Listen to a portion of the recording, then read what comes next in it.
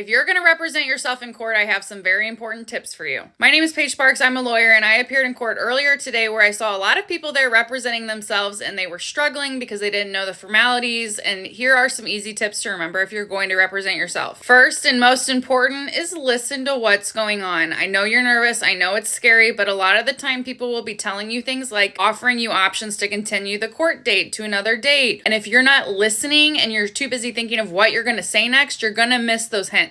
Do not interrupt the judge or the other lawyer or the other party when it's their time to talk. Normally in court, you get up there, the judge will call your case, and both sides take turns talking. We do not argue over each other. We do not fight each other. Don't even look at each other while you're talking to each other. You look at the judge and you talk. When the judge starts talking, if it interrupts you, stop talking. They may have already got what you're saying and they have an answer, or they don't want to hear what you're saying. If they interrupt, it's for a reason. So if the judge interrupts you, stop talking, but do not interrupt the judge. This was the most painful one to watch today. Is if you are representing yourself, you do not get any special treatment just because you're pro se and you don't have a lawyer. The judge has to hold you to the same standard as the lawyer you may be fighting against if you're suing a company, for example. If you do not make a motion in writing before the court date, the judge is not going to hear it. Most of the time, the judge is not going to rule on an oral motion you make at the court date. So don't be waiting for each court date to decide what you're going to do. Be proactive, talk with the other side, file any motions you have before that court date, because the other side gets a chance to respond, and then the judge may want to hear both sides of the arguments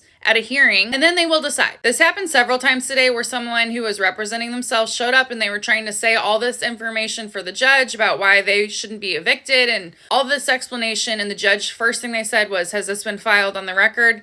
Nope, file it. We'll see you at the next court date. That's just how it works. Don't show up expecting to make oral motions only. You have to file motions for stuff you want. Finally, dress appropriately. I'm not saying you have to go out and buy a new suit to go to court, but I tell my clients to wear their Sunday best or wear what you'd wear to a job interview. You want to look nice. Do not show up in leggings, pajamas, or any offensive or obscene shirts. One time I was in court where a judge kicked someone out, made them go flip their shirt inside out because they had a gun on it and they were there for an assault case. So you can see how that would be an issue. Just use your noodle and be smart about what you wear to court, okay? Most of the time, hats are not allowed in court, so don't even bring it in. I hope this is helpful, and let me know if you have any questions about what to do in court.